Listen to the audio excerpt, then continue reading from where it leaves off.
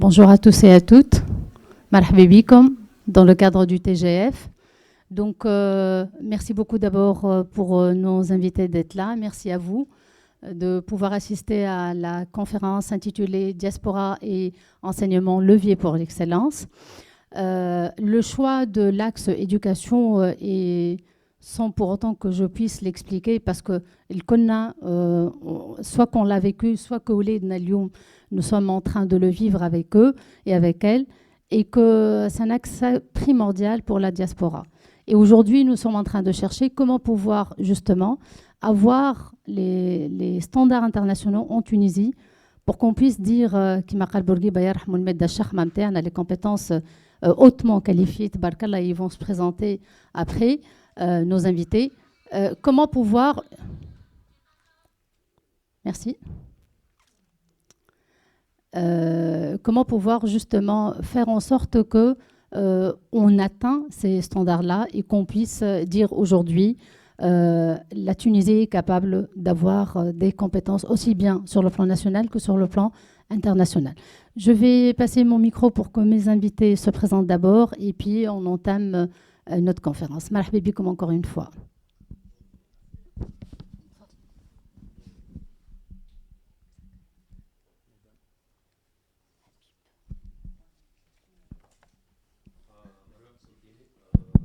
Ça ne marche pas, désolé.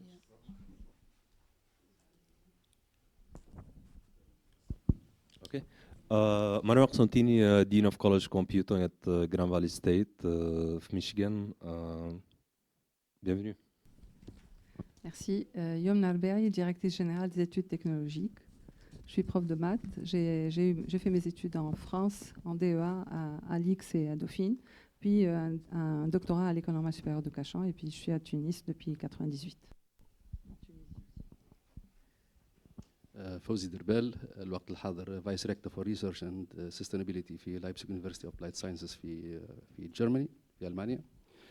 قريت في المانيا في مونشن، عملت دكتوراه نتاعي زاده في مونشن، وبعد عملت 12 سنه في الاندستري، وبعد دوبوي 2013 بروفيسور في لايبزيغ وتو فايس ريكتور. Merci Feten pour l'invitation, merci à toutes et à tous d'être ici. Moi j'ai fait un parcours inverse en fait. Je suis née en France, j'ai fait mes études primaires en France et c'est après que j'ai rejoint la Tunisie. Et je peux dire que je suis fière de dire que je suis un produit 100% tunisien.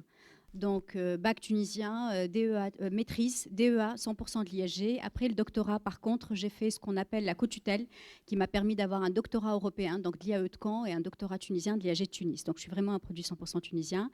Et je suis partie en France il y a 2 ans, suite à une expérience de 23 ans en Tunisie, où je suis passée par l'IAG de Tunis, ensuite la SEC de Nebel et à l'IHEC Carthage. Voilà. Sbahir, Jamel Gafsi, c'est mon nom. Directeur général chez Microsoft. Je m'occupe des centres d'innovation de Microsoft à l'échelle mondiale. Produit tunisien pur de l'école de la République, public. عملت les études نتاعي en Allemagne. عملت دكتوراه في فرنسا. وça s'est enchaîné. Je نحكيو شوية من بعد على le parcours et surtout le retour. Avec grand plaisir. Donc, on va commencer par l'état des lieux, le paysage actuel de l'enseignement en Tunisie. Et je vais peut-être donner la parole à Madame Yomna, en tant que représentante du ministère de l'Enseignement supérieur et de la Recherche scientifique, pour nous parler un peu justement de l'état des lieux de l'enseignement en Tunisie. Merci beaucoup. Justement, je vais parler au nom du ministère, de la DGRU, de la Direction générale de la rénovation universitaire, qui a des chiffres concernant le LMD, le système LMD, et du cycle de la formation d'ingénieurs, qui est on ressort justement à la Direction générale des études technologiques, parce qu'on gère les ISET, la formation d'ingénieurs et les prépas. Donc, par rapport à l'ingénierie, donc, les études d'ingénieurs ont vu une augmentation anarchique de nombre d'écoles d'ingénierie, surtout dans le secteur public avec 58 établissements et 28 dans le secteur privé. Concernant le chiffre, justement, est très élevé, justement, et on a une sous-charge, justement, par rapport à l'enseignement des enseignants. Et puis, le nombre d'étudiants dans le secteur public, il est plus élevé que dans le privé. Bon, on en parlera peut-être plus tard. Par rapport à l'université tunisienne, donc, le système comprend 13 universités, plus la Direction générale des études technologiques. Nous avons 208 établissements d'enseignement supérieur étatiques, publics, et 86 dans le secteur privé. Le nombre total d'étudiants dans le secteur public est de 260 000 et celui du secteur privé est de 45 000. Nous avons chaque année, nous avons eu 60 000 diplômés récemment. Et le nombre de boursiers est très important, 100 000 boursiers des cités universitaires, 42 cités. Les enseignants-chercheurs sont au nombre de 14 000. Je voudrais insister sur justement l'état des lieux, c'est par rapport à la formation. Les parcours, il y en a 3 277 dans le système LMD, dont 408 en ingénierie. Et 408 en ingénierie plutôt. Le système est centré sur l'enseignant. Il y a une subjectivité accrue dans l'habilitation, justement parce qu'il y a l'absence de transparence quand on passe par les commissions sectorielles d'habilitation. L'offre de formation n'est pas contrôlée. Il n'y a pas d'ancrage territorial et socio-économique dans les formations existantes actuellement. Il y a une redondance très abondante des formations et les offres de formation sont monodisciplinaires. Donc je parle en fait des points négatifs et je vous donnerai tout à l'heure ce qu'on a fait justement au niveau du ministère pour remédier à ça. Et puis par rapport aux approches pédagogiques, elles sont classiques et les approches d'évaluation aussi sont classiques. Donc le nombre de bacheliers d'autre part est en augmentation mais pas dans les sections qui intéressent la science justement. Et il faut que le ministère et que les établissements assurent une place à chaque bachelier. Et ça pose un problème justement par rapport à cette formation, parce que justement les étudiants en sciences économiques et gestion sont très importants, en nombre très important. On voit aussi une diminution du nombre d'étudiants bacheliers en mathématiques. Si on veut faire de l'intelligence artificielle et l'ingénierie, on a un problème pour remplir nos classes préparatoires et nos écoles d'ingénieurs.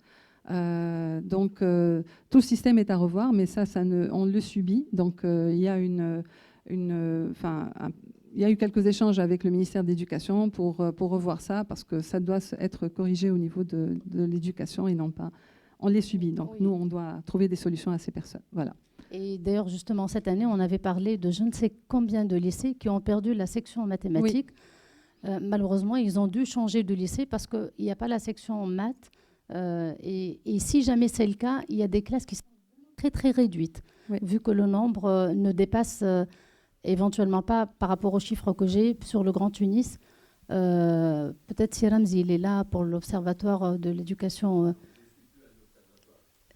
Oui. D'accord, très bien. Mais il y a une faiblesse dans l'orientation, en tout cas.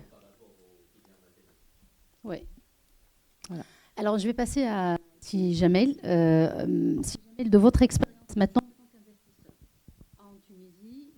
à Monastir, quelles ont été les principales opportunités et les défis concrets rencontrés en créant l'école et en cherchant à introduire les standards internationaux dans une école tunisienne?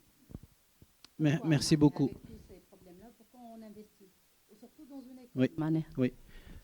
Pour commencer, je suis le seul non académique du panel, pour commencer, puisque je ne prétends pas être professeur ni Dean, Co-Dean, etc. Et Tabarkallah, on a un panel assez riche dans le domaine de l'académique. Je l'ai fait exprès parce que oui, choisir quelqu'un qui a... Absolument. C'est pas évident. Donc je relie tout simplement cette volonté d'investir en Tunisie. Quand on parle de la Tunisie, il y a quelque chose qui reste vraiment, c'est cette nostalgie, cet amour du pays qui nous suit et qui nous habite tout au long de nos carrières. Hamdoullah, quand on fait une très belle carrière, je l'espère, je l'ai faite, on réfléchit toujours au retour. Donc j'ai créé l'école internationale française à Tunis en 2017. J'ai enchaîné par créer aussi l'école internationale française à Monastir en 2021. C'est dans le même sens et dans la même logique d'investir dans mon pays, parce que je ne sais pas si vous le savez, et sans doute vous le savez, il n'y a aucun pays développé au monde qui n'a pas une éducation forte. Period. Aucun. Il n'existe pas. Un pays développé égale une éducation forte. Et on peut définir l'éducation forte comme on veut. Qu'est-ce que j'ai vu comme opportunité en Tunisie? L'opportunité, c'est de dire, Le monde de demain, que je connais un peu, je travaille chez Microsoft, je m'occupe de l'innovation chez Microsoft, et qui dit innovation aujourd'hui dit l'intelligence artificielle. Je sais exactement où on va, dans 2 ans, dans 5 ans, dans 10 ans. Donc ce système d'éducation du passé où on nous apprend des choses pour les oublier quelques années plus tard, si ce n'est pas quelques mois plus tard, n'est plus vraiment d'actualité. Et encore moins avec l'intelligence artificielle qui, tout simplement, nous envahit partout, d'une façon positive, mais aussi d'une façon négative.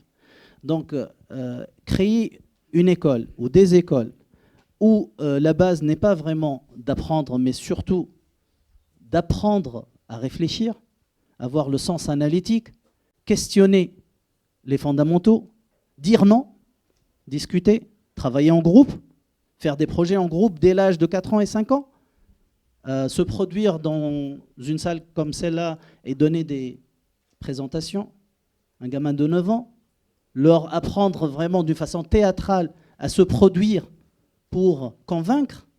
Ce sont des, je n'aime pas le mot, les soft skills. J'aime pas vraiment le mot parce que ce n'est pas soft, c'est hard skills. Ces hard skills sont la base de ce qu'on peut dire devenir citoyen du monde et devenir quelqu'un de demain. Si vous demandez à Bill Gates quels seraient les métiers de demain, il vous dira, le premier métier, c'est vraiment la création. Tant qu'on crée, l'intelligence artificielle ne va pas détruire des boulots si on crée. Deuxième, il va dire, bien sûr, toute la partie artistique, même si on la néglige. Il faut réfléchir pour être artiste. Et la troisième, bien sûr, c'est évoluer avec les technologies qui évoluent, l'informatique, le développement, l'intelligence artificielle, la cybersécurité, etc., etc. Donc, les opportunités, c'est vraiment ancrer tout cet avenir dès les petites classes et les faire, bien sûr, les suivre tout au long de leur scolarité jusqu'au bac. Les défis, j'en parlerai après peut-être. Oui, d'accord. Merci beaucoup, Jamel. Je m'adresserai à Marouane, Arsantini, Siderbel et Norchen. Et donc, depuis vos départs et après une expérience si riche quand même en Tunisie, vous aviez commencé. Quels sont les mécanismes les plus efficaces selon vous par lesquels la diaspora peut transférer des savoir-faire pédagogiques et technologiques concrets? Oui. Donc, on a les États-Unis, on a l'Allemagne et on a la France. Très bien. Une excellente question. Ça fait depuis 2012 qu'on a commencé à faire des collaborations avec les universités ici en Tunisie. Et je suis très ravi d'être juste près de mon enseignante, Dr Herberry.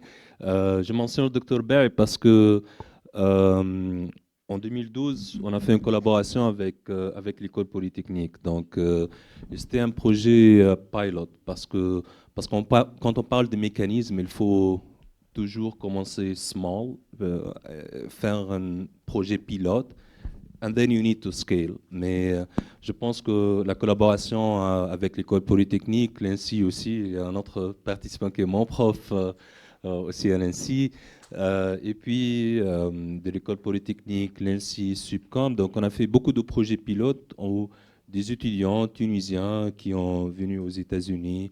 J'étais à University of Michigan. Et puis ces étudiants, ils ont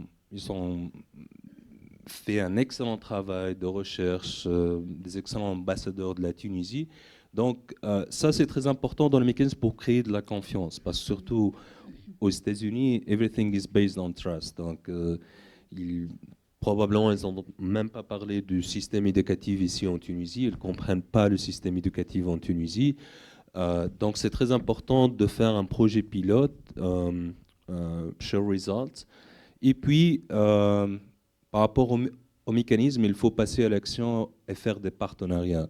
Parce que des initiatives individuelles de give back et tout, c'est bien, mais ça reste toujours des initiatives individuelles. Il faut passer par des structures et faire des conventions avec le ministère de l'Enseignement supérieur, des universités privées, des universités publiques, pour avoir du sustainability. Donc, il faut passer d'un projet pilote à faire des partenariats.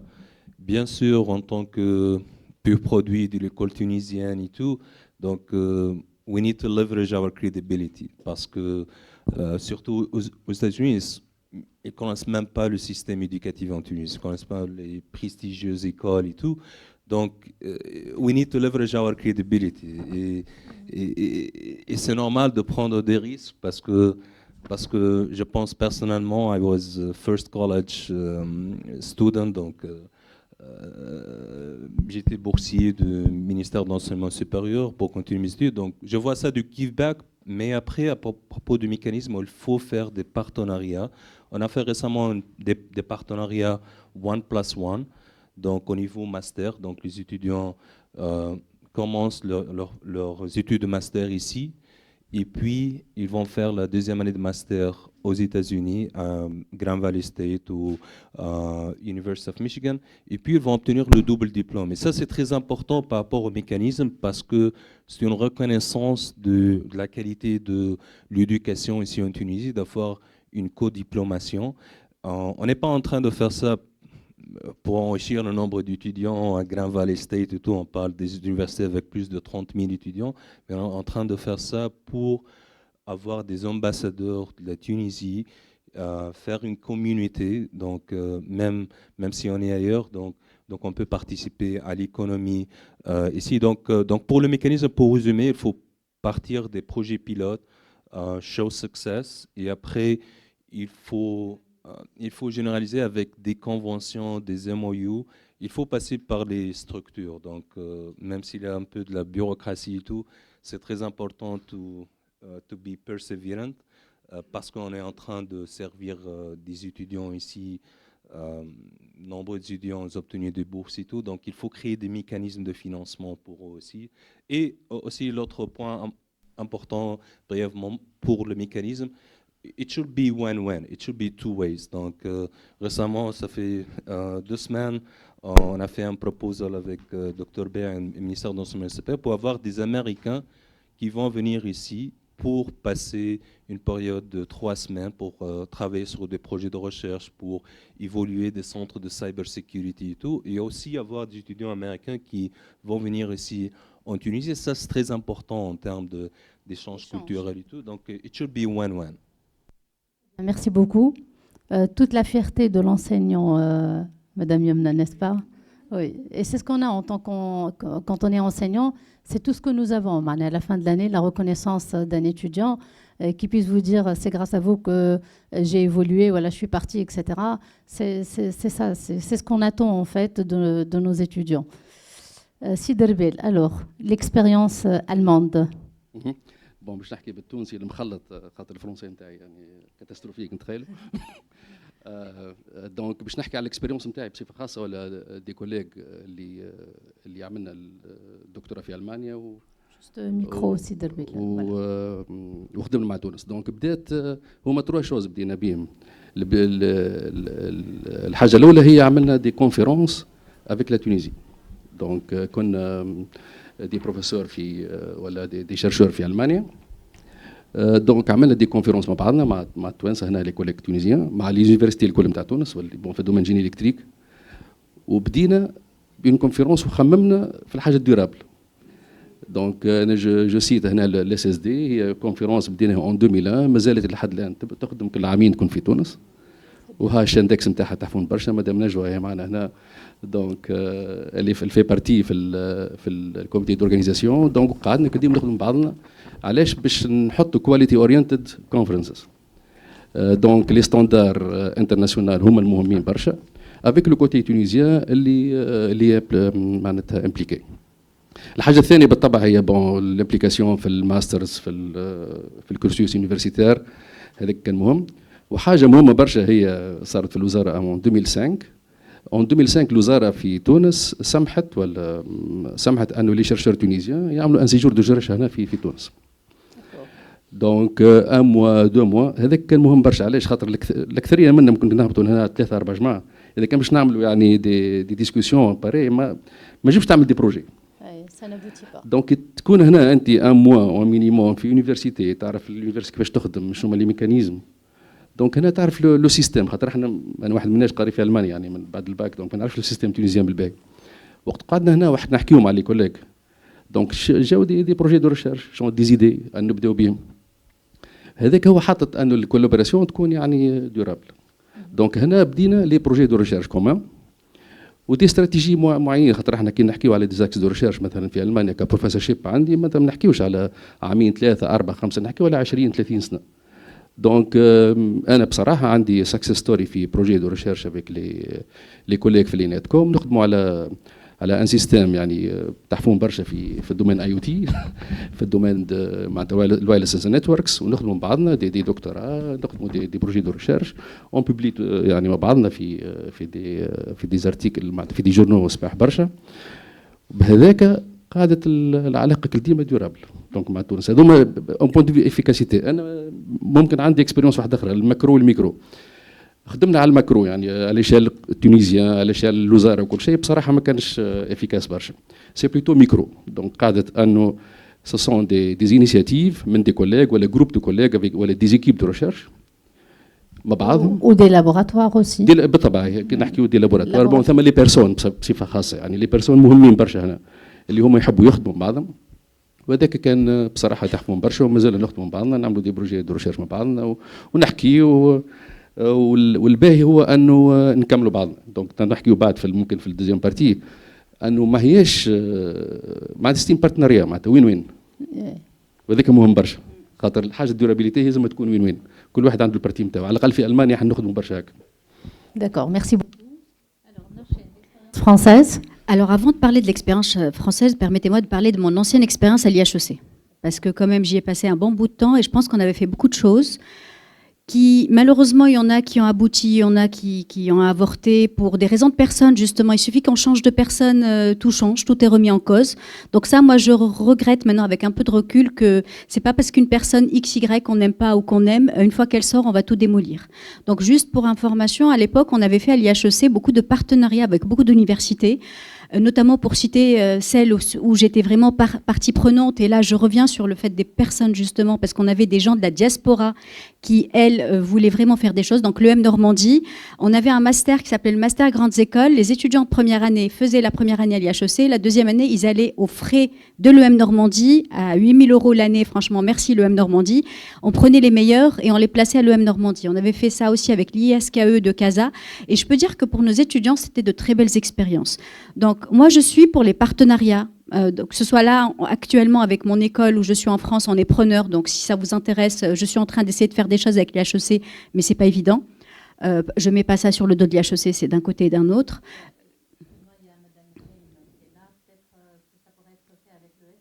Oui, pourquoi pas. Mais ça nous intéresse. Franchement, on est preneur. Donc moi, c'est le groupe Omnes. Le groupe Omnes, on a 15 écoles. 15 écoles, on a Ingénieur A, Business School, Sciences Po, on a vraiment tout ce que vous voulez trouver, vous trouverez chez nous, Soupe de Pub aussi, de très bonnes écoles, et la plus connue c'est l'INSEC, et moi je suis à l'ESCE, c'est une école International Business, donc on est vraiment sur des profils internationaux, donc les Tunisiens ils ont toute leur place. Des bourses aussi, il y a plein de jeunes ici, vraiment. Au fait, je pense qu'il y aura toujours des moyens de trouver des bourses d'excellence pour les excellents. Et ici, par rapport à l'excellence, puisque c'est le thème aujourd'hui, je veux rebondir. Et là, je me tourne vers Madame Yomna et vers le ministère. Les bacs maths, il faut les pousser. Je ne sais pas où est le problème, mais moi, je sais qu'à l'IHEC, quand on en avait en classe, c'était des petites pépites, hein. C'est vrai qu'au niveau français, il fallait faire des efforts, mais on faisait tout à l'IHEC pour qu'il s'améliore. On avait notamment aussi, excusez-moi de citer l'IHEC, mais c'était vraiment un bon exemple, on avait lancé le projet Voltaire. Ouais. Le projet Voltaire est magnifique, il faudrait aussi le généraliser à toutes les écoles. On avait aussi fait des collaborations avec la Midist pour les certifications anglais. Moi, je pense, pour les jeunes qui sont ici, si vous devez vraiment vous améliorer, donc je vais rebondir sur des choses qu'on a dit, c'est apprendre à apprendre, c'est les soft skills, mais je préfère hard skills, je suis d'accord avec vous. C'est vraiment to improve your English. Vous voyez, quand vous switchez in French, in English, in Arabic, vous êtes des sujets que nous, on adore à l'international. Hein, moi, si je puis me retrouver dans une grande business school en France, c'est grâce à ma maîtrise, plus ou moins. Hein. Pour moi, je maîtrise jamais, mais on maîtrise jamais rien. C'est vraiment l'anglais qui m'a permis, m'a facilité de pouvoir partir. Donc, si vous voulez partir, si vous voulez faire des choses, Voilà. Il y a aussi tout ce qu'on appelait aussi développement personnel. Moi, pour moi, le public speaking, tout ce qui est créativité aussi, je rebondis. Dès l'école maternelle, il faut même pas attendre la faculté pour apprendre à un jeune de faire une présentation orale. S'il vous plaît, à la maternelle, apprenez-leur aussi à entreprendre. Apprenez-leur à jardiner. Évitez les écrans. Hein. Moi, toutes les écoles où on me dit c'est une école à tablette, non, s'il vous plaît, ça esquinte les neurones. Hein, si Steve Jobs, il n'a pas donné les écrans à ses enfants, c'est qu'il y a des raisons. Donc voilà, donc pour vous dire, c'est pas vraiment mon expérience française que je veux mettre en évidence. Peut-être que j'ai des facilités. Alors, la facilité que j'ai à l'étranger, c'est les moyens. C'est quand j'appuie sur le data show, j'ai pas à avoir à ramener mon data show avec tout ce que j'ai. Il est présent, il m'attend. Si j'ai un problème informatique, j'appelle Marc, il vient en 5 minutes me régler mon problème. J'ai pas des étudiants plus intelligents en France. Hein, je vous cache pas que mes étudiants à l'IHEC, ils étaient waouh. Mes étudiants en France viennent à l'heure. Ça, je dis bravo. Vraiment, quand je commence mon cours à 8h30, ils sont là. À l'IHEC, je commençais à 8h45, 9h. J'ai trouvé le moyen d'y remédier, c'est que je donnais des bonus à ceux qui étaient là à 8h30. Non, des bonus en notes, hein, ça paye mieux. Et aussi, je reviens sur ce que vous avez dit, les travaux en groupe, apprendre à nos jeunes, et là je rebondis sur tous les âges, hein, j'attends pas la fac, apprendre à travailler en groupe, apprendre la ludopédagogie, ça aussi c'est quelque chose que j'ai en France, on nous donne grâce à la centrale des cas en France, ce que je n'avais pas à l'IHEC, alors que les ISET, ils ont leur centrale des cas. Donc aussi prenez exemple sur les ISET, parce que les ISET, ils sont en avance sur ce qu'on fait dans les facs.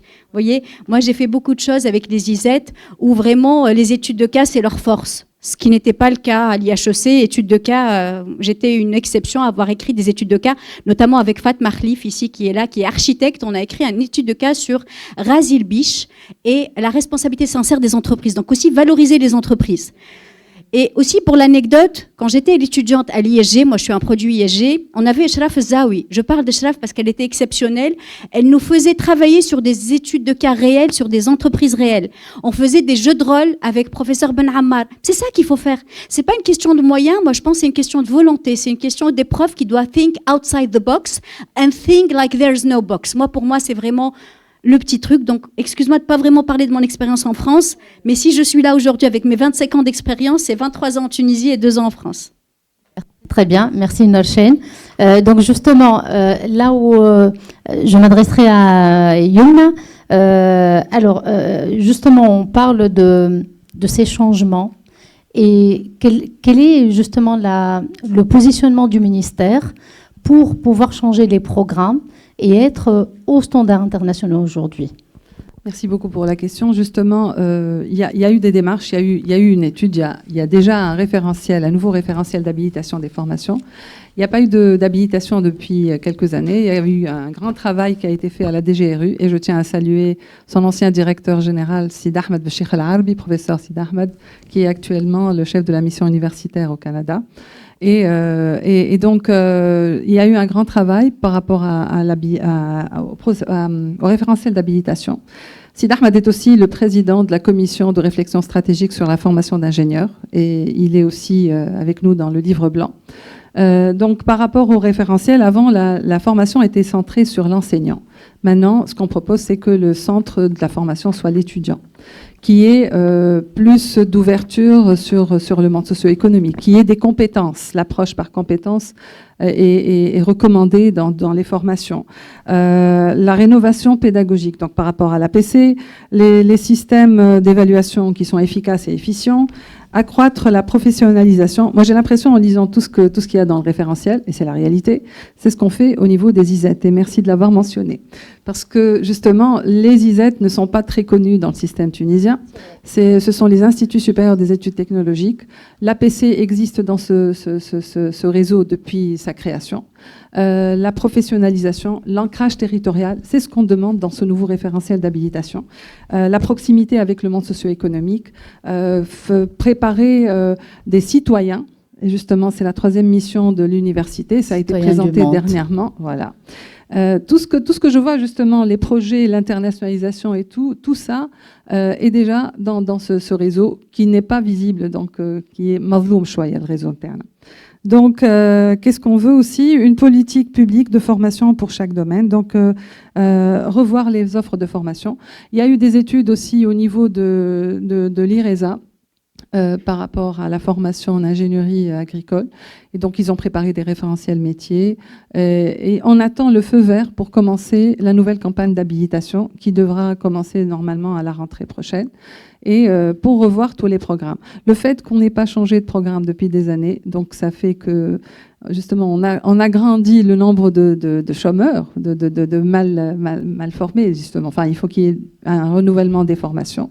Et puis des méthodes, reformer les enseignants, préparer justement, il y a un projet au niveau de la DGRU, ils ont commencé à préparer les étudiants à la PC. Au sein de notre réseau, justement, on a pu bénéficier de 2 projets. Un EPE Nager avec les Canadiens, où 300 enseignants technologues ont été formés à l'APC. On a revu les programmes selon l'APC. Il y a aussi un projet qui s'appelle Parisette, qui est financé par l'AFD. C'est une conversion de dette de 10 millions, je pense, du milliard. Je ne vais pas chercher les chiffres, mais c'est un montant important. Et il y a eu des co-constructions, des licences qui ont été co-construites dans 11 ISET. Dans le cadre du projet canadien, il y a 6 aussi co-construction. Donc, s'approcher du monde socio-économique est très important pour faciliter l'employabilité, voir aussi l'équité, l'approche genre dans la formation aussi. Donc ça, c'est des notions qu'il faut changer. Et puis, il y a les soft skills aussi. Au niveau de la DGRU, ils ont formé des enseignants et on va revoir, il y a des modules transversaux qui sont déjà prêts. Et puis, il y a les enseignants qui ont été préparés pour ça. Formés pour qu'ils assurent ces formations, des programmes qui seront imposés par la DGRU, parce qu'il y a un problème de langue, de bien-être, donc vraiment c'est... Et d'ailleurs, justement, dans l'école de l'élite de l'ENIT, quand les étudiants partent en France et de retour, ils nous disent techniquement, ils sont très très bons, mais malheureusement, au niveau de la communication, il faudrait vraiment travailler là-dessus. C'est le grand point faible, justement, même pour les ingénieurs, justement, et donc on insiste sur les soft skills et la communication. Donc il y a des formations qui vont être imposées pour que tout le monde soit au bon niveau. Donc il y a beaucoup de projets. Il y a le livre blanc aussi pour la formation d'ingénieurs. Et donc on va mettre en exécution toutes les recommandations. Il y a un conseil supérieur, enfin un conseil qui va de gouvernance, je pense, de cette formation. Il y a aussi le conseil supérieur de l'éducation et de l'enseignement. Dont les textes sont sortis, sont parus sur le journal, mais qui n'est pas encore passé. Il n'a pas commencé à travailler, justement, et il va gérer toutes les formations. L'habilitation, justement, elle a été en attente parce que ça devait être resoumis à ce conseil. Donc, mais bon, c'est en cours. Je pense qu'on va bientôt voir des changements. Inch'Allah. Pour la... Alors, si Marouane Constantine, l'innovation académique de l'industrie technologique aux États-Unis. Et donc, en tant que doyen d'une faculté d'informatique aux États-Unis, quelles sont les pratiques innovantes que vous observez pour former les compétences tech de demain et comment la diaspora tunisienne peut-elle être un pont pour transformer ces modèles vers la Tunisie? Oui, donc je pense Dr Bell a parlé de l'aspect technique, mais you'll be surprised, je te dis que the number one thing to do is cultural change. Parce que dans un milieu académique, il y a beaucoup de résistance au changement. Donc, traditionnellement, les universités, c'est des profs qui pensent que la curiosity, la creation of knowledge is the foundation of schools. Donc, en tant que doyen, c'est... you need to have a vision pour changer la culture au niveau de l'université. Je pense the key player was comment présenter l'alignement avec les besoins de l'industrie comme un problème pour les profs à résoudre. Donc on a travaillé sur une initiative où on a dit aux profs, au lieu de définir ses besoins en faisant des meetings et tout, et faire du curriculum.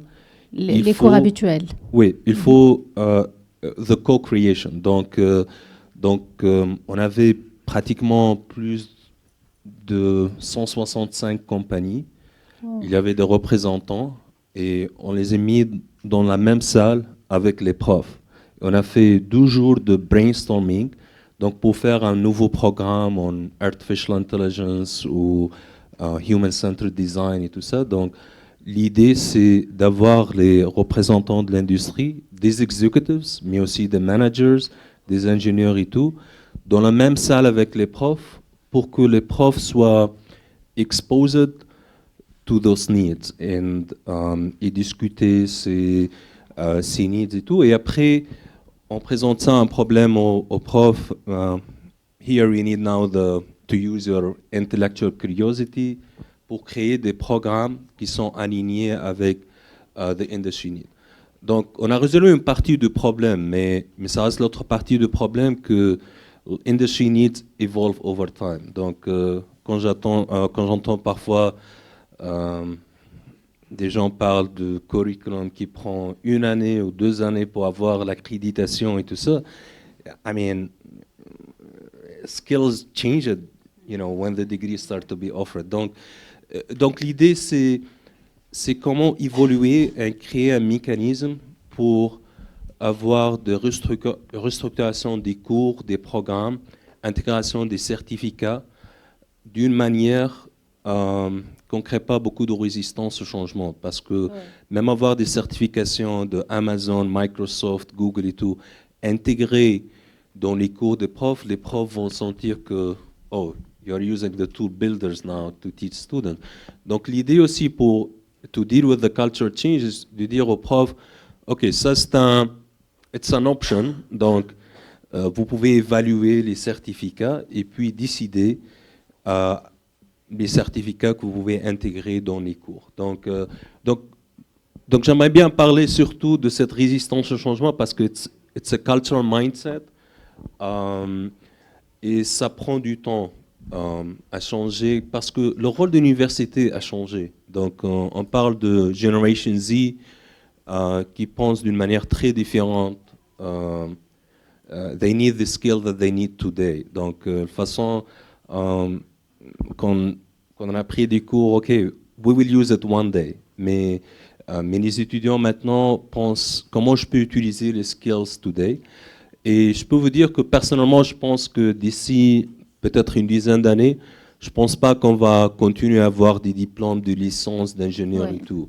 Parce que tout le monde doit continuer à évoluer, à apprendre durant toute leur vie. Donc, you need a certificate, you learn some skills, you go back to work, you get busy, you need other certificates. Donc, c'est pour ça qu'on a créé la structure de Stackable Certificate.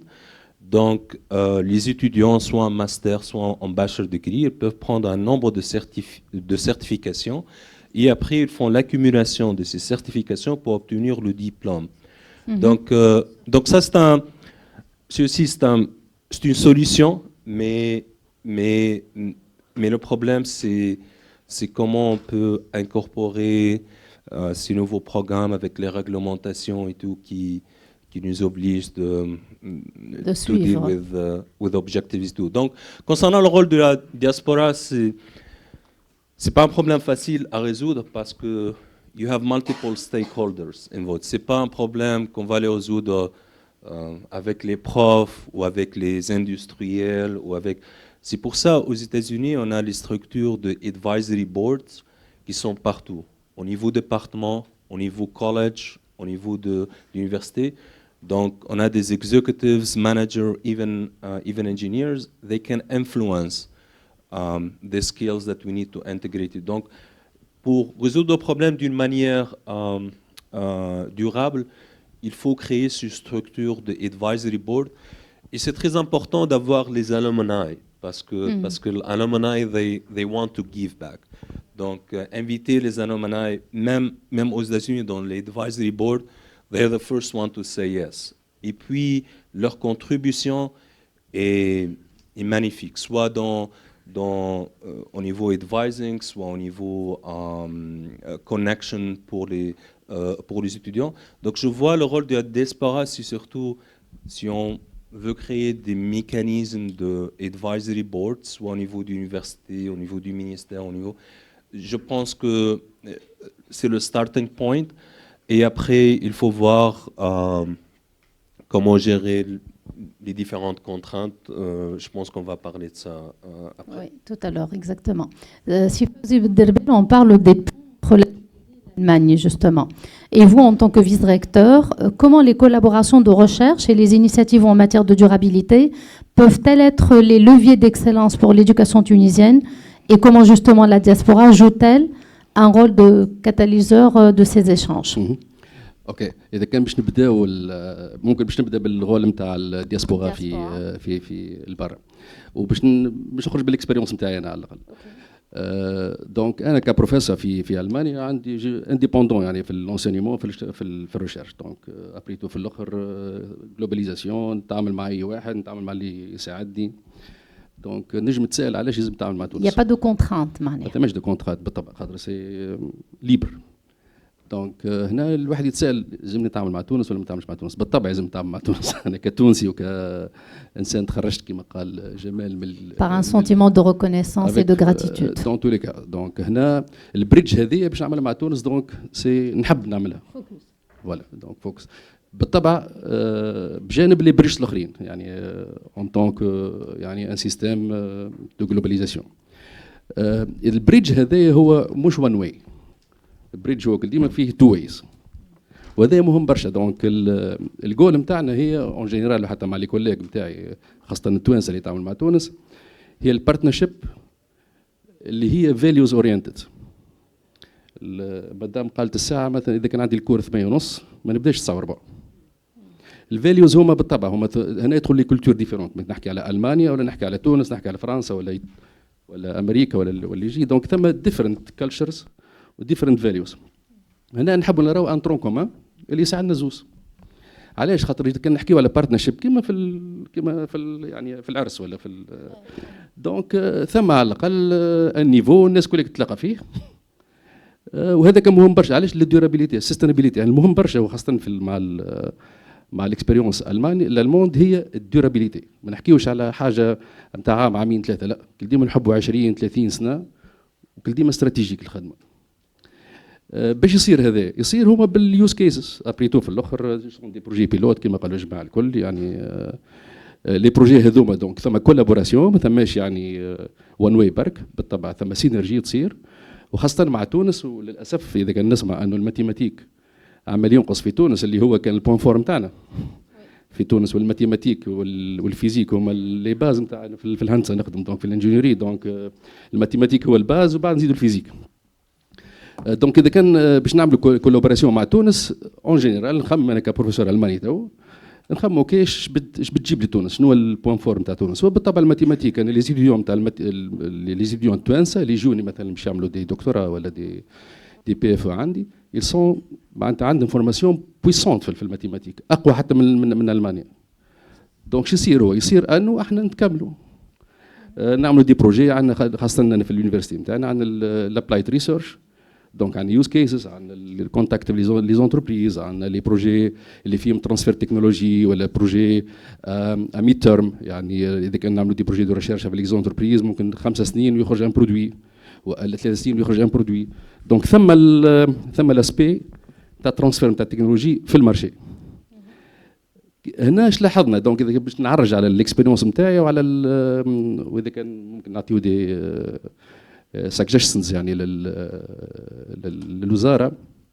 اش لاحظنا؟ لاحظنا انه اذا كان نحكيو على لي كومبيتونس تونيزيان لي كومبيتونس نتاع ليتيديون التونسي ولا الدكتورون التونسي، بالطبع في الماتيماتيك معناتها ماتيماتيك ابليكي يقعد كل شيء تيوري بروغراماسيون توا حتى اي للاسف هو استعمال اي مش ديفلوبمون تاع اي. وتقعد حاجه كبيره برشا اللي لاحظوا فيها هي الصنعه والهاردوير سكيلز. كي نحكيو مثلا احنا في الدومين تاع جين الكتريك نحكيو على امبيدد سيستمز لي سيستيم امباركي اللي هما يعملوا لا ديفيرونس في الاخر. معناتها عندك ان برودوي انت ليتوديون التونسي نعطيوه دي تيم للاسف اللي هما يبداو كلاود بيزد ويب بيزد كله في الفوق. اما كي نهبطوا للهاردوير مايكرو كنترولر بروجرامينج ولي سيستيم امباركي اللي احنا الكل سيستيم امباركي عايشين برشا بلي سيستيم امباركي هيك كيف لا ديفيرونس. هنا يغلبونا الشنوا، يغلبونا الالمان، يغلبونا الاخرين اللي خاطر عندهم السكيلز هذوك. وهذاك علاش ماذا بينا اذا كان نحاولوا فوالا يعني نمشوا في التمشي هذايا تولي بحول الله يعني اللي زيت ما يكفيش خاطر احنا نحبوا. فوالا فوالا دونك تجي هذا من البروجيكت اورينتد تيتشينغ وهذاك مهم برشا. دونك هنا المهم بالنسبه لي هو البارتنرشيب. واحنا في المانيا باش نعمل الترجمه نتاع الواحد يقول لك نتعامل معاك بنفس لوتور نتاع العينين. هذيك البرنسيب نتاع لو سيستيم المون والكوبيراسيون المون مع كل العالم وحتى مع تونس. داير حتى كان نعملوا دي بروجي مع تونس لو كوتي المون يشوف شنو لافونتاج لو كوتي تونيزيان. داكور. وهذا مهم برشا، مهم برشا للديورابيليتي خاطر نحبوا نخدم على السستينابيليتي. معناتها اذا كان نعمل بارتنرشيب ما حاجيش باش تعمل 5 سنين وتوقف. نحب كل ديما نحب تقعد. هذاك المهم بالنسبه لي. يعطيك الصحة. Norchen, quand on parle de l'internationalisation de l'enseignement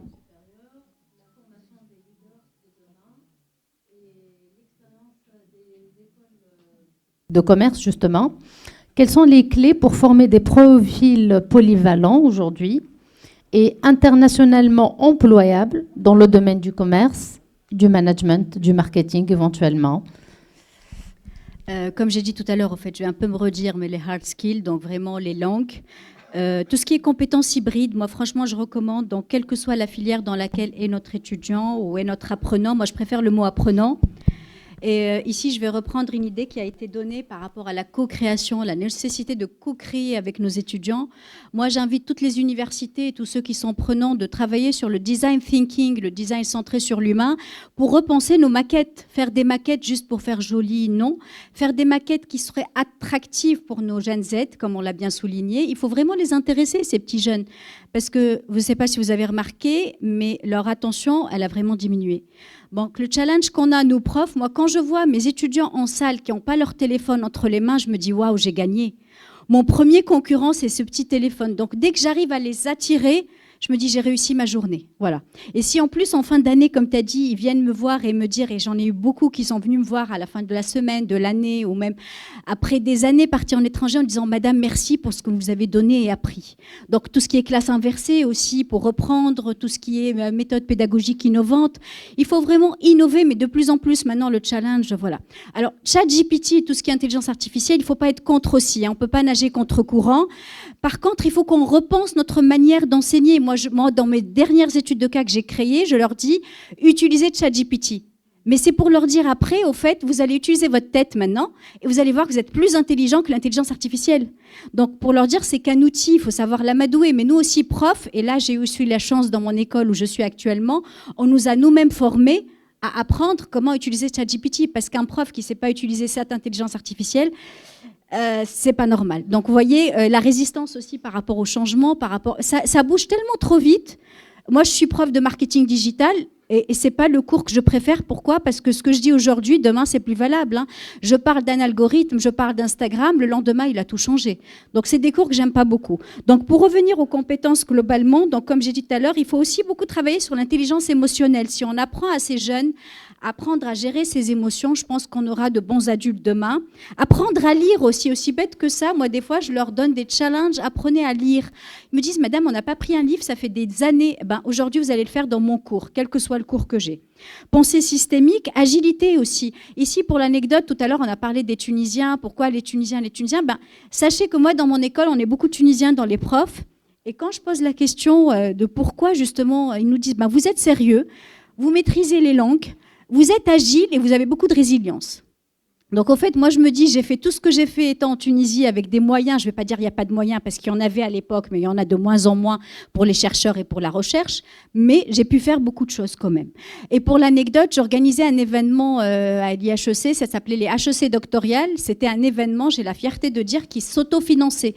Donc, j'allais cueillir l'argent. Là, il y en a. Les entreprises, merci à toutes les entreprises partenaires. Ils nous donnaient de l'argent. Merci aussi à l'Institut français de coopération, merci à la GIZ, tout c'est la Suisse Contact qui m'avait aidé sur un événement que j'avais organisé. J'avais organisé le congrès international de marketing de France en Tunisie.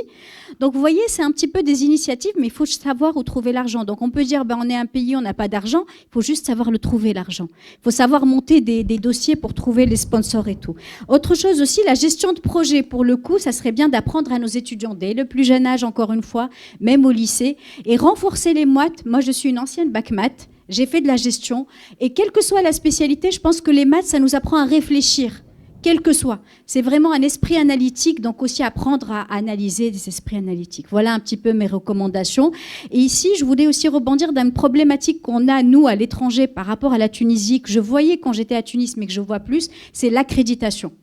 Ouais. Dans quelques années, excusez-moi, je vais le dire en arabe, vous voyez, on ne sera plus reconnu. Et donc dire on veut faire des collaborations avec la Tunisie, c'est bien beau, mais si nos écoles si on n'est pas accrédité, ne sont pas accréditées, ils vont même plus nous regarder. Donc réveillez-vous. Je sais que c'est pas évident, je sais que ça coûte cher aussi, donc la question de moyens.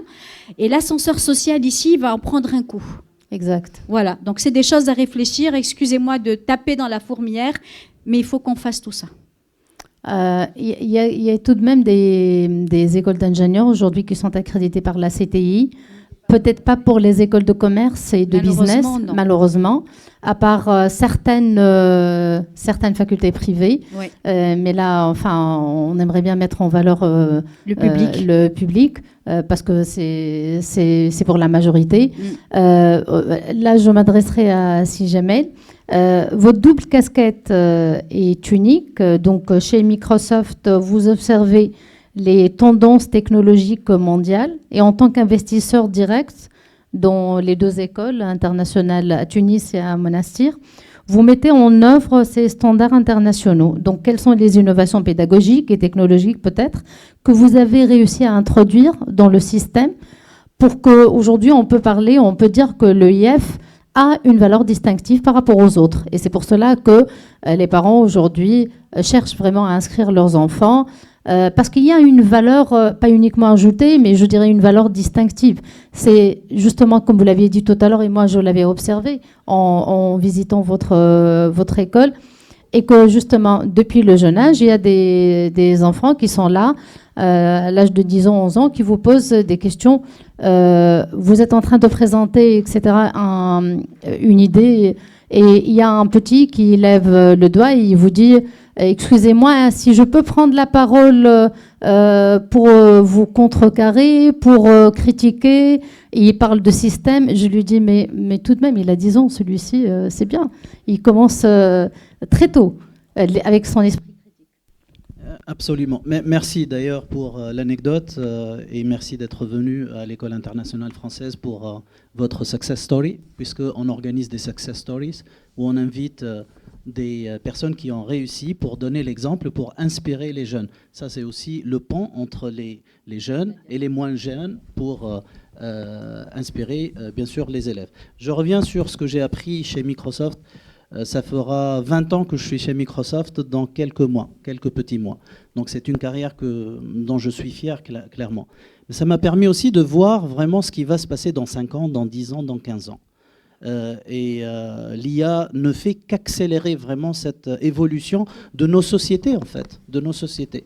C'est vrai qu'il y a 60 ans, quand l'ordinateur a été créé, on a dit aussi que ça va mettre beaucoup de monde au chômage. Et on avait peur, puisque l'ordinateur allait remplacer beaucoup de travail, de bureautique, un travail humain.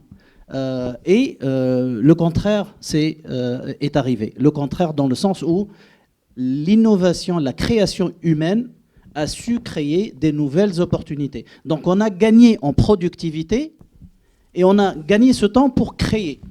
Je vous assure que ce qui se passe aujourd'hui avec l'intelligence artificielle, c'est exactement pareil. Oui, vous avez raison de demander à vos étudiants d'utiliser ChatGPT parce que, anyways, ils vont le faire. Sans ou votre accord, ils vont le faire. Il ne faut surtout pas vraiment résister le courant qui est déjà parti depuis des années d'ailleurs. Mais ce que je veux dire, c'est que l'IA, aujourd'hui, on le sait, va nous permettre d'avoir un gain en productivité qui nous permettra de réfléchir autrement, de créer. Je reviens sur l'école. L'école d'apprentissage, c'est hier, c'est le siècle dernier. L'école de création, c'est aujourd'hui et c'est demain, si je résume. Donc je reviens sur aussi l'évolution des métiers, parce que c'est hyper important de savoir ce qui va se passer dans quelques années pour pouvoir prendre, je dirais, le recul et accélérer l'éducation de nos enfants dès aujourd'hui. D'ailleurs, avec tout respect de vous tous en tant qu'enseignants dignes universitaires, mais l'université, ça se prépare à partir de 3 ans. Et on n'attend pas vraiment d'avoir son bac pour pouvoir rédiger une lettre de motivation. Et vous avez certainement beaucoup d'anecdotes. Moi, personnellement, de l'expérience où je reçois des lettres de motivation de diplômés où je me dis, peut mieux faire. Bon, pour revenir, l'école de demain, pour moi, je suis persuadé, c'est l'école certifiante.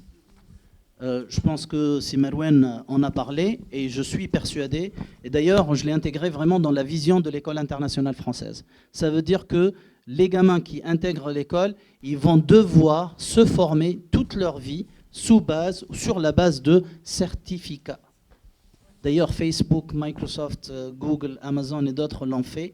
Ils prennent des jeunes de 18 ans et ils les forment. Plus besoin de diplôme universitaire, avec tout respect au diplôme universitaire. Moi qui suis docteur, qui ai fait 11 années d'études. Mais l'école de demain, ça sera vraiment l'école qui va se tourner vers l'avenir avec des certificats à longueur de notre vie, ça c'est 1. Et 2, le plus tôt on commence vraiment à acquérir ces hard skills de tous les niveaux. Et 3e chose, la maîtrise des langues. Je finis par ce petit passage. Guy de Maupassant disait « Apprendre une langue étrangère, c'est détenir la clé de sa prison ». Exact. Merci beaucoup pour cette citation. Là aussi, j'aimerais bien rebondir sur le fait que les entreprises aussi préparent les jeunes. Moi, peut-être, je pourrais raconter une anecdote que j'avais vue moi-même en visitant Malte. C'était au sein d'une entreprise, là où il y avait un grand espace en bas, au sein de l'entreprise même. Il y avait des jeunes entre 10 et 14 ans. Je me suis demandé que font ces jeunes justement au sein de cette entreprise. Et ils m'ont dit chaque année, ils choisissent parmi 3, 4, 5 écoles, une dizaine, et qu'il y a les ingénieurs qui sont au haut, premier étage, deuxième étage, etc., qui encadraient ces jeunes-là pour des projets. Et ils commençaient leurs projets avec ces jeunes-là, à partir de leur esprit créatif. Ils m'ont dit, c'est vrai qu'ils ont 10, 14 ans, mais ils ont beaucoup plus un esprit créatif que nous qui ont aujourd'hui 30, 40, etc. Et la preuve que Malte, ça, je ne le savais pas, qu'il était les premiers dans le domaine du gaming. Et c'est parce que justement, ils travaillaient avec ces jeunes-là. Donc la preuve qu'on peut réussir quand on commence dès le jeune âge. Peut-être là, je parlerai un peu de l'excellence dans le domaine de l'enseignement en Tunisie et au-delà des qualités intrinsèques justement de nos diplômés. Hein, là, vous avez parlé de cela tout à l'heure. Si Marouane, vous donnez des bourses, vous accordez des bourses à des Tunisiens. Quand ils partent, ils font leurs preuves. En Allemagne, je suppose que c'est la même chose. En France, on l'a vécu et on sait très bien la qualité de nos étudiants quand ils partent.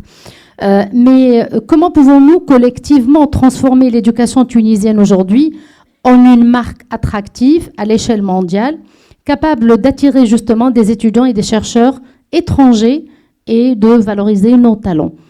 Pourquoi je vous pose cette question? Parce que c'est vrai que nous recevons des étudiants de l'Afrique du Sud. Mais quand on voit aujourd'hui qu'il y a quelques années, ils choisissaient la Tunisie, si je prends par exemple l'exemple de l'ANBG, l'Association nationale des étudiants de l'ANBG du Gabon, or qu'aujourd'hui, ils partent au Maroc. Et pas plus que maintenant pour la Tunisie. Donc je me pose la question, or que c'est pas pour comparer, mais tout de même, on a why not? Qu'est-ce qui se passe exactement? Donc je m'adresse à vous d'abord, Madame Yumna. Merci beaucoup. Justement, l'internationalisation, Nous attirons des étudiants internationaux, c'est vrai, mais la structure n'est pas encore... Enfin, il y a une structure qui a été préparée par le ministère d'accueil des étudiants internationaux, parce qu'il faut les encadrer quand ils viennent en Tunisie. Et c'est pour ça qu'il y a eu le départ, il y a eu un petit incident à un certain moment. Donc, mais bon, je pense que ça s'est arrangé. Par rapport, justement, on voit qu'il y a plus d'attractivité, il y a plus de visibilité de l'enseignement privé que de l'enseignement public. Nous avons quelques étudiants internationaux dans le système public. Nous en avons dans les écoles des prépas, ils passent les concours, ils intègrent nos écoles nationales d'ingénieurs. Nous en avons aussi à la fac, aux ISET aussi.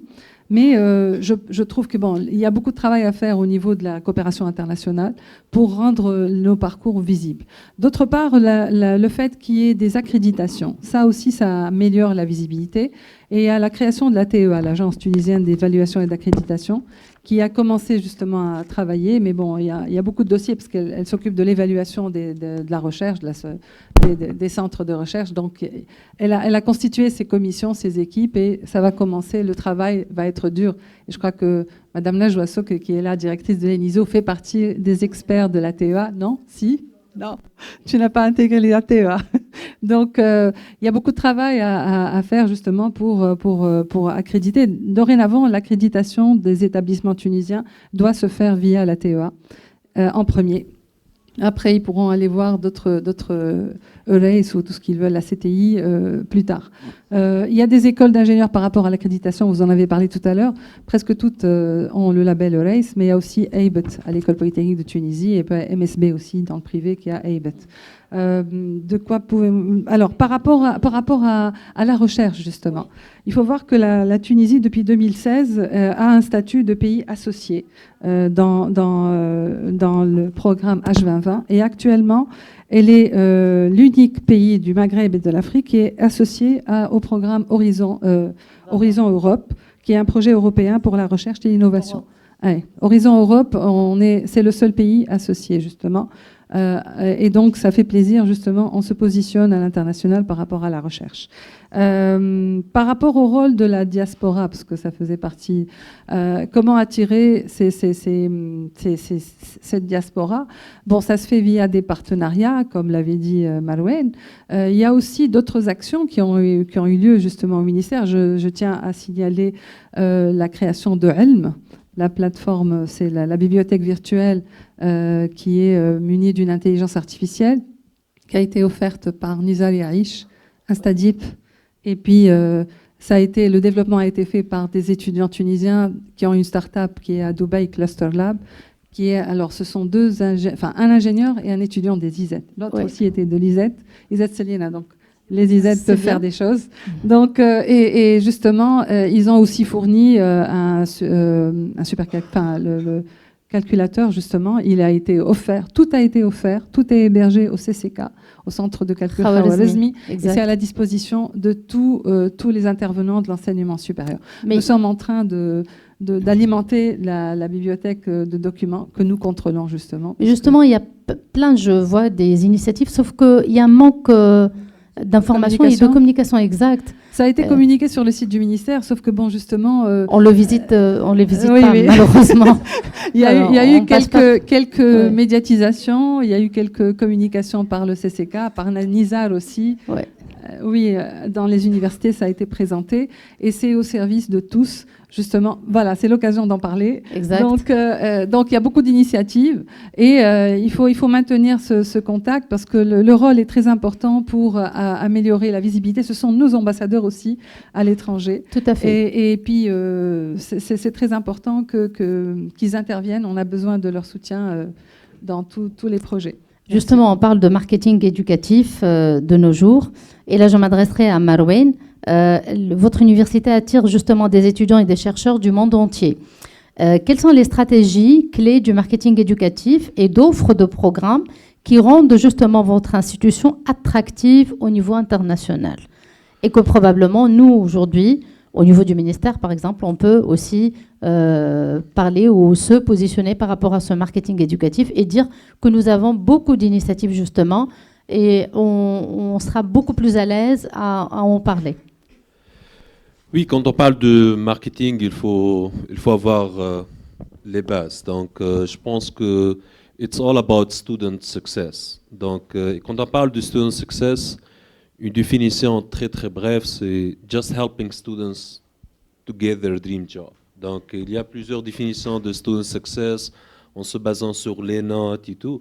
Mais quand on parle de student success, c'est un problème où student success for international students, c'est différent de student success de domestic students et tout. Donc d'un point de vue marketing, académique et tout, donc il faut comprendre les besoins des étudiants, il faut apprendre les besoins du market. On a parlé des certifications, mais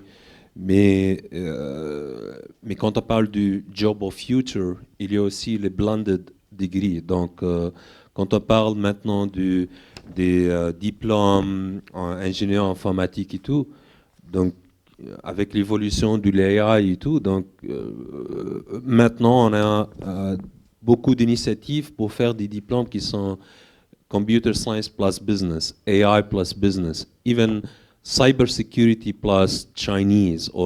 Donc, je parlais avec l'un des participants de Penn State, il est en train de faire CS plus business. Donc, surtout avec l'évolution de l'AI, les besoins ne sont pas écrire un code et tout, les besoins sont maintenant avec des skills qui focus sur comment, même quand on parle du leadership et du management, avant on parle du leadership et management pour les humains, mais maintenant on parle leadership and management des équipes qui sont composées des humains et des bots. Donc, comment préparer des étudiants dans ce contexte qui change? Donc, même on parle du job maintenant de future. Donc, récemment, on a fait une initiative pour faire un executive training on Chief AI Officer, qui est un job maintenant qu'un nombre d'entreprises ont commencé à faire. Donc, en tant que des universités, il faut faire du marketing. Oui, c'est important, mais en fin de compte, pour attirer des étudiants, il faut avoir les outils. Et we need to be nimble. Et ça, c'est un problème, surtout quand on a des règlements. Donc, récemment, j'étais un peu surpris de parler avec un étudiant ici en Tunisie qui m'a dit « Oh, j'ai fait une licence en business, donc je ne peux pas faire un master en cybersecurity. » Donc, selon nos règlements ici en Tunisie, il y a des règlements qui peuvent prévenir des étudiants. Et c'est le sens contraire du future of job, du market et tout. Donc il faut, again, l'idée de advisory board, il faut avoir des compétences soit tunisiennes ou non, ça c'est pas le problème, mais il faut comprendre que préparer talent ready, c'est très important. Donc maintenant, le market, c'est pas avoir un diplôme, mais il faut avoir des étudiants qui sont talent ready. Donc, et ça, again, it's a cultural change.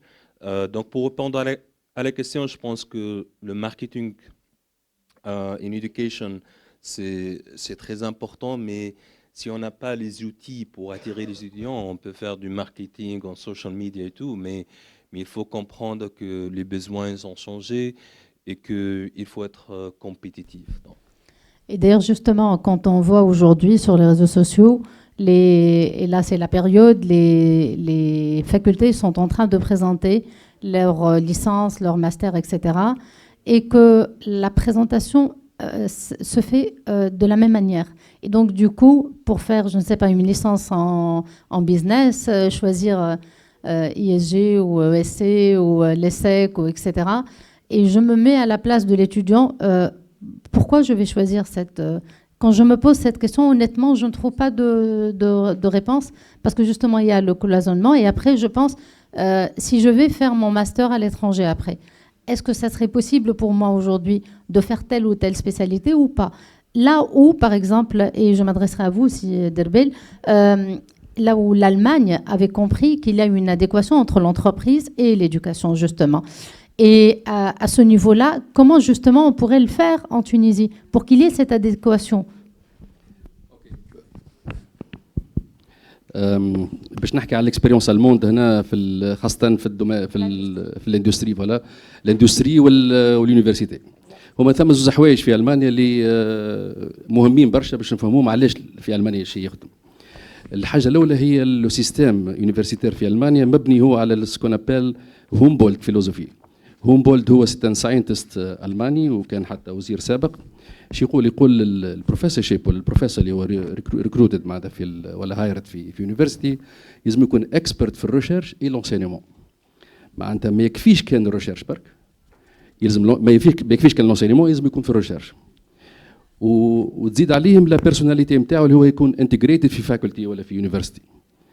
دونك الهايرنج بروسيس نتاع بروفيسور في المانيا مش سهل، يعني يصدر ممكن عامين اللي هو سيبلي في دومين معين، لازم يكون اكسبير في الدومين هذاك. عامل احنا مثلا في ليزونيفرسيتي سيونس ابليكي يلزم مينيموم 5 ans اكسبيريونس بروفيسيونيل، منهم 3 ans لبرا معناتها في الاندستري. والمهم نتاعو هو في البروفيسور شيب هذاك انه يعطي لي كومبيتونس لي دكتورون اي لي ستوديون. دونك الكومبيتنس اورينتد يعني تيتشينغ ولا ليرنينغ هو دونك مهم. كي نحكيو اكسبرتيز بالحق البروفيسور هو ستان اكسبير في الدومين نتاعو.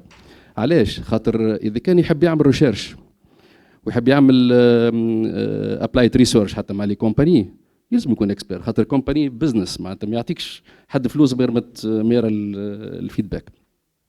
كي نحكيو على السكسس ريتس مثلا تحكي على هورايزن يوروب ولا الهاش 2020 ولا حتى الثيرد فاندز، احنا الريسيرش نتاعنا هو مبني على الثيرد فاندز.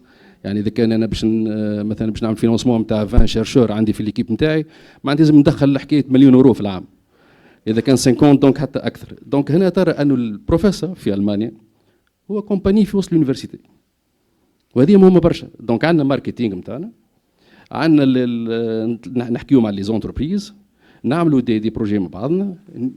دونك ثم حكايه ثقه زاد من الانتربريز، يقول اوكي كي نخدم مع ليكيب نتاع مسيو دربال راه بالحق انا باش نستفاد للديفلوبمون نتاعي لينوفاسيون نتاعي، خاطر لينوفاسيون تجي خاصه من اليونيفرسيتي بصفه خاصه. بالطبع الار ان دي قويه برشا حتى عندنا في المانيا في لي زونتربريز، تو نحكي لكم علاش زاد قويه. دونك هنا ثم الكومبيتيتيفنس، معناتها انت من الاول كيونيفرسيتير وكلا يونيفرسيتي تخدم على الكومبيتيتيفنس. تقول كل ديما تقول بارمي لي ميور، علاش باش تجيب انت لي ميور زيتيديون باش تكون لي ميور زاد يونيفرسيتير ولا شيرشور، وبالتالي باش تنجم تنجح. خاطر نحكيو على سكسس ريتس راهو ما بين 2-3%. كي نعملوا ابليكيشنز احنا في لي بروجي نتاعنا ماكسيموم 10% اذا كان هذا حاجه باهيه. ما تخيل انت تعمل 2-3% تعمل لي بروجي دو ريشيرش باش تاخذ الثيرد فاندز.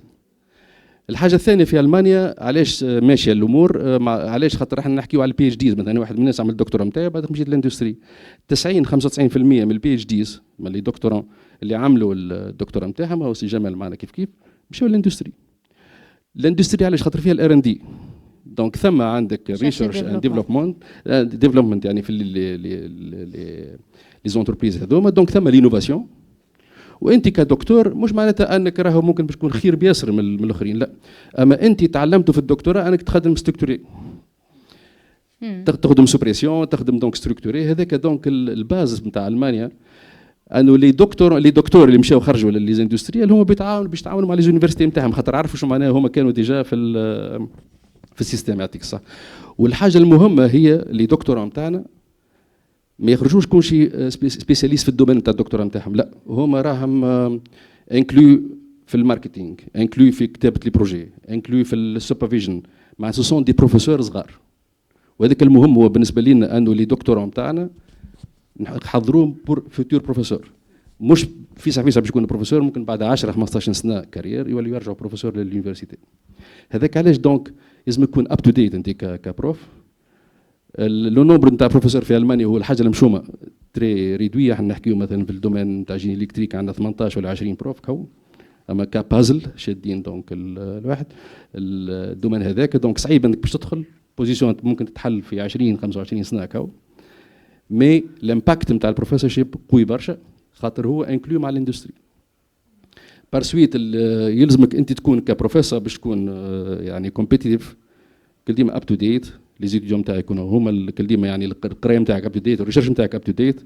بار سويت شو نقولوا احنا في الاخر، احنا السلوغان نتاعنا في اليونيفرسيتي نتاعنا هو يعني education based on excellent research.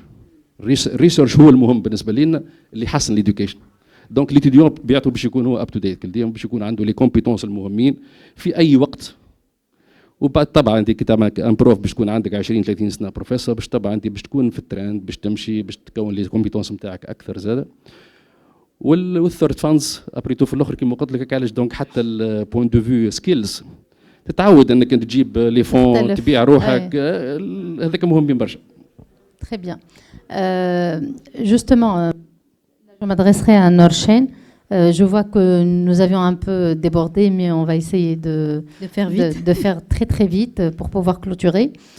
Donc, là où vous êtes, Norchen, c'est une école fortement internationalisée. Et au-delà des doubles diplômes peut-être que vous êtes en train d'offrir, comment construire aujourd'hui une culture d'ouverture internationale au sein des institutions tunisiennes? Au fait, il faut faire beaucoup de mentorat, je pense, pour nos étudiants. Il faut que la diaspora qui est là-bas essaye de guider, d'aider. Donc moi, par exemple, j'appartiens à une association à Lyon qui s'appelle Mentorin demain, et on essaye d'encadrer les étudiants partout dans le monde. Donc ça serait bien aussi de faire comme ça des associations, du bénévolat. Moi, je pense que l'essence même de la diaspora, c'est qu'on veut aider. Donc d'aider, mais ça peut être aussi simple que l'encadrer, que lui dire, par exemple, pour chercher un stage, comment faire. C'est pas lui trouver un stage, hein, parce que beaucoup pensent qu'on est là, qu'on va trouver les stages.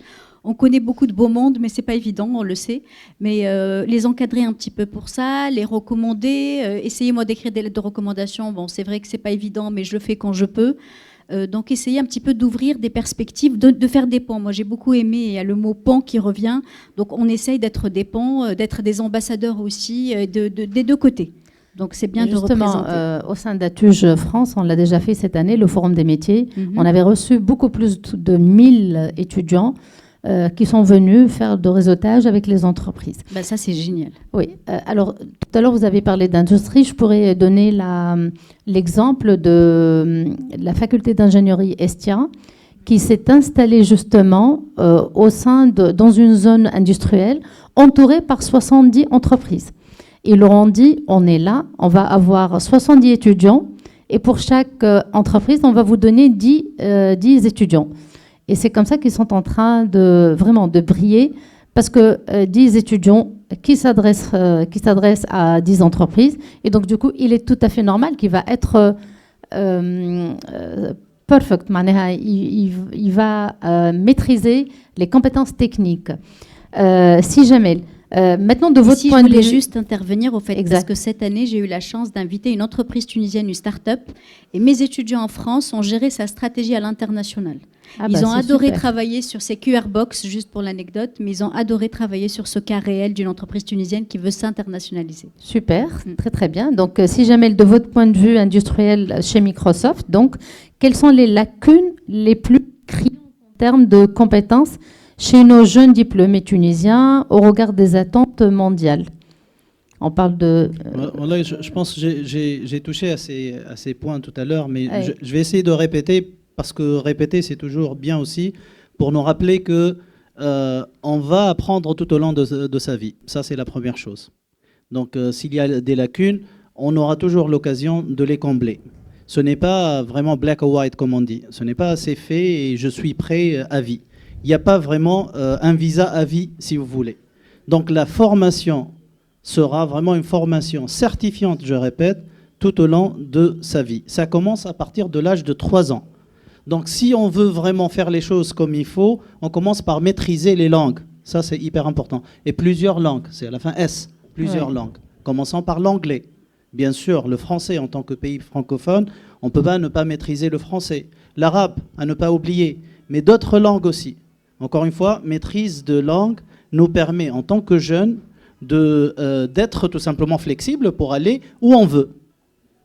Un téléphone qui sonne. Donc ça, c'est un. 2, c'est vraiment pouvoir s'adapter. L'adaptabilité. En fait, l'IA va nous montrer qu'il faut s'adapter.